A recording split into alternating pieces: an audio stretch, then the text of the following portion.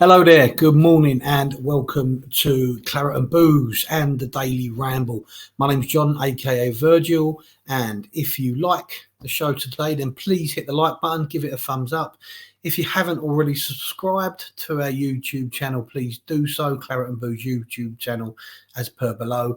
And if you hit that bell notification, you will be advised as and when we upload videos or indeed go live. This is a pre-recorded video. I'm making this video actually on deadline day, but after the 11 o'clock hour. And unexpectedly or expectedly, depends how you look at it, depends on your opinion, West Ham have made absolutely no signings at all. West Ham United, who are in a very precarious position, who are fighting on three fronts, i.e. Europa Conference League, FA Cup, because we're still in it, even though we might lose to Man United, and fighting for our Premier League status. West Ham United haven't bought a single player into the club, either on a permanent basis or indeed on loan. Tell me what you think about that in the comments, but I tell you, for one, I'm absolutely livid. Those of you that watch this channel regular know I'm generally very optimistic. I'm generally upbeat, but this, to me, this is bordering on ludicrous. Look, let's rewind to last January. Last January, we didn't get anybody in. Transfer window closed, but the club was on an upward trajectory. Okay, the form in the league wasn't brilliant at that time, but we were still sitting pretty. We were flying in the Europa League, and you sort of accepted it. The squad looked together. They looked like they was all getting on. They looked like a band of brothers, and everything was hunky-dory. But let's fast forward to now. Things are a little bit different. If you believe everything you read or hear in the press and on social media, there's a lot of unrest. There's a lot of unhappiness with Moyes and the squad and the formation and, putting the handbrake on the way we play, etc. And the club are, let's be honest, fighting a relegation battle. And the board, i.e. Sullivan and Moyes, have decided to take absolutely no action in the transfer market. Now, of course, we know we signed Ings, but we know what happened to Ings. Okay, now he's only out for a short time, but he's out. We know that we have got rid of more players than we've brought in. We've lost Dawson. We've lost Ashby. We've lost Pierre Ekwa. We've got rid of a kid called Greenwich to Colchester. Longellow's loan move to Birmingham is to be made permanent for £400,000. So West Ham, who are fighting relegation, have sold more players than they've bought in. Work that one out for yourself. Now, as I said, last year, things this time of last year were all good, all rosy. They're not this year. We're fighting relegation, as I said, and we've got a squad of players who are either injury prone, who are running on empty, who have lost form, or who are fragile. Let's look at it. Soufal, not on fire, can't get up and down anymore. Cresswell, legs are gone.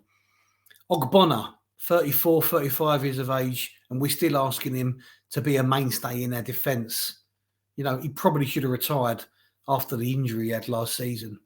We've got Aguerd, who, yes, looks like a Rolls Royce in part, but, does have a few niggles here and there. Pray to God, not too many, because he does look good. We've got Zuma, who's pretty much made of glass. We've got Soucek, who runs around like a headless chicken, with all due respect, and is totally out of form at the moment. We've got Bowen, who's picked up form recently, but, before that hasn't been in form. We've got Antonio, who's not scoring goals. We've got Skamaka, who's injured and not really scoring goals. We've got Benny, who's been our best player this season, who still gets benched more often than not. We've got Fornals, who doesn't know his best position. We've got a £50 million Brazilian playing a holding midfield role. And we've got Declan Rice, who's basically trying to hold it all together on his own. I cannot understand for the life of me why we haven't got any bodies in. I would have took almost anybody. You know, I'm absolutely shocked that we haven't highlighted to get in a defender or two, a centre back or a wing back, positions that we know we're struggling in. Do we need a striker? Possibly could have got one in, you know, but on paper, we have got a few hanging about. And Vamba, the kid who they're bringing in there, Antonio scored. To me, we needed a centre back. We needed probably a left back and a right back. We wasn't going to get all of these positions filled. I accepted that. But to get none at all is absolutely ludicrous. I cannot believe that the board are overlooking this and basically gambling with our Premier League status. For what? For what? Tell me.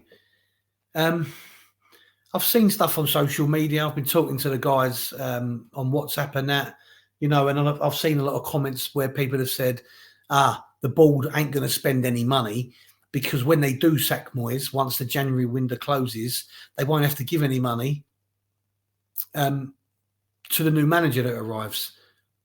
Sounds a bit risky to me. To me, the more obvious reason, I don't know what, I've read this and you know, I didn't want to believe it, but I'm starting to believe it now. Are the board allowing all our assets to be stripped? You know, a quick fire sale and they sell up in the summer. I really don't know. I just find it absolutely ludicrous. And to be honest with you, I'm all over the gaff. I could not envisage a time when we needed bodies in more than now. We needed bodies more now than we did this time last season. And we've done absolutely the same. We've gone 2 January transfer windows and all we've got is Danny Ings. And I don't want to go down the road of the fact that he was injury prone or he is injury prone because it's only an impact injury that he's picked up. All right. But it was a risk, but I felt it was a calculated risk. And you know, when Danny Ings is on fire, we know he scores goals. But 2 January transfer windows and the grand scale of it is Danny Ings. And I mean that respectfully, but that's it. That's all we've done. You know, if you look at the other clubs in and around us, you've got Palace have brought in a player from Arsenal called Lokonga on loan. They've also paid 9.7 million for Nural Amada. Bournemouth have brought somebody in from Dynamo Kiev. Fulham have taken Torino midfielder Sasa Lukic. Leeds have bought somebody from Servette. I don't know his name if I'm honest with you. Felipe, good player, beast of a centre half, has gone from Atletico Madrid to Forest. That's right, Nottingham Forest. They bought another player. In fact, they've bought 2 or 3, I believe. So, you know, their buys must have gone up to like 30. So what's stopping West Ham buying players? What's going on, Moyes? We know you love a small squad allegedly, but you're taking massive risks with this club, mate.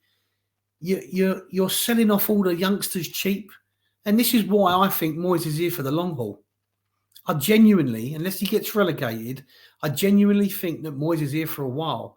Otherwise, why else? Why else would the board allow him to sell off all the youngsters, all these kids who, you know, are our future to some extent? You know, Ashby, Elise, Equa, Longello. I mean, Longello's been at Birmingham on loan all season, all right? There's not a lot of difference between the top half of the Championship and the bottom half of the Premier League. And he's doing well at Birmingham. And we've now decided to make it a permanent deal. A permanent deal. Listen, I don't know what's going on at West Ham, but I pray to God that it doesn't come back and bite them on the arse, because at the end of the day, you're dicing with death. You're playing with our club's future. And I can't put my finger on who to blame. And I tell you what, I think you're all as culpable as each other. The board, Moyes, all of you. And if Moyes comes out next January with another one of those podcasts and tells us that Newman or another scout offered him another world star, but he refused it, I won't be laughing then. You know, when you try and think about it logically, You can't really come up with a logical explanation that makes sense, apart from the fact to me that the board are cashing in. I can't otherwise see what they're doing. You know, last summer we knew Dawson wanted to go. He agreed as a gentleman to stay until January. We knew Ashby wanted to go. We couldn't let him go because we wanted to get replacements in. Fast forward 5 or 6 months, they've both gone, and we still haven't got replacements in. Work that one out. What's been going on for 5 or 6 months? I'm sure scouts have brought players to Moyes' attention and the club's attention, but once again, we haven't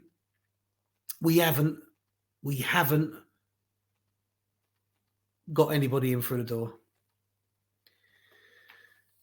Now, in terms of the youngsters, look, a lot of these youngsters will go and play League Two, League One, maybe Championship level. Very few will make it in the Premier League or even play for top 6 clubs.